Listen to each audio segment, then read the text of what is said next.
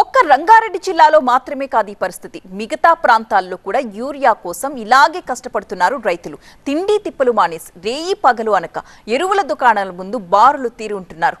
Urea కోసం తెలంగాణ రైతులు కళ్ళు కాయలు కాసేలా ఎదురు చూస్తున్నారు.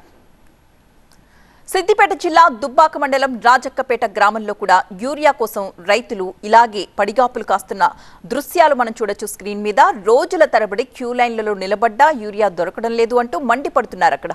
ఇక రాజన్న సిరిసిల్ల జిల్లాలో చూస్తే ఎల్లారెడ్డిపేటలో దృశ్యం మనం చూడొచ్చు. కోరుట్లపేటలో యూరియా కోసం తిప్పలు తప్పట్లేదు. టోకెన్ల కోసం బారులు తీరి ఉన్నారు రైతులు. సరిపడా యూరియా అందించాలంటూ వాళ్ళు కోరుతున్నారు.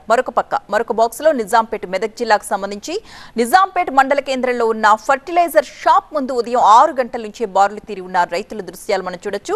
వందలాదిగా రైతులు అక్కడికి చేరుకుంటున్నారు. నార్సింగి మండల కేంద్రంలోని రైతు ఆగ్రో సేవా కేంద్రం దగ్గర యూరియా కోసం 1/2 కిలోమీటర్ మేర క్యూ లైన్ లో నిలబడుతున్నారు.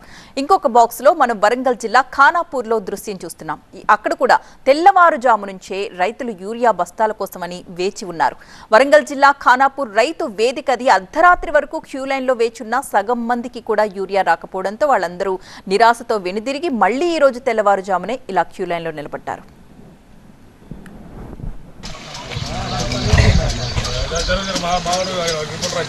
నువ్వు ఉండాలి మాట్లాడే